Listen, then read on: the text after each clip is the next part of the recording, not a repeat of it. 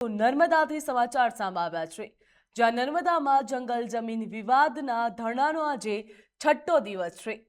સાગબારામાં આદિવાસીઓના અહિંસક ધરણા હાલ પણ યથાવત જોવા મળી રહ્યા છે, જ્યાં જંગલની જમીનના મુદ્દે રાજકારણ ગરમાયું છે। ડેડિયાપાડાના ભાજપ આગેવાનો ધરણાસ્થળે પહોંચ્યા છે, જ્યાં પૂર્વ મંત્રી મોતીલાલ વસાવા સહિતના નેતાઓ ધરણામાં જોડાયા। શંકર વસાવા સહિત ભાજપ આગેવાનોએ આદિવાસીઓને સમર્થન આપ્યું, જ્યાં સરકારમાં રજૂઆત કરવાની નેતાઓએ ખાતરી પણ આપી છે। જંગલ જમીન ઉપર ખેડાણ મુદ્દે પણ આદિવાસી ખેડૂતો મક્કમ જોવા મળી રહ્યા છે, જ્યાં ન્યાય નહીં મળે ત્યાં સુધી ધરણા ચાલુ રાખવાની ચીમકી પણ ઉચ્ચારવામાં આવી, જ્યાં કોંગ્રેસના નેતાઓ આદિવાસી ખેડૂતોને મળશે।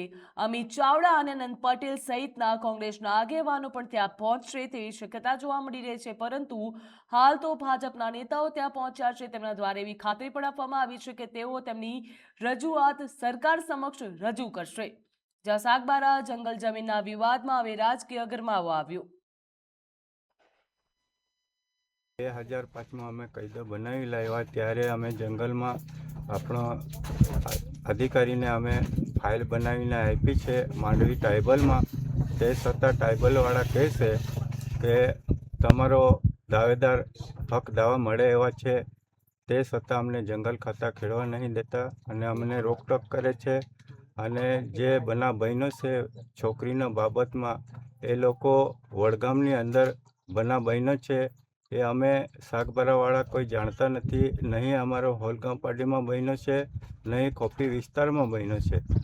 એ જીવણભાઈ અમને કહે છે કે સાગબારા વાળા તમે નીકળી જાઓ, એવી રીતે અમને બોલે છે, પણ અમે એ ઘર્ષણ નહીં કર્યો, એ બનાવ અમે નહીં બનાવ્યો।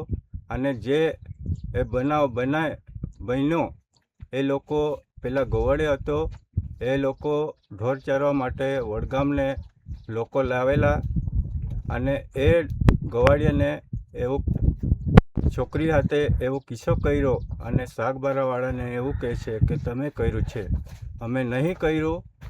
અને 2007માં મને જંગલ ખાતાને અધિકારીએ મને આરોપી બનાવેલો।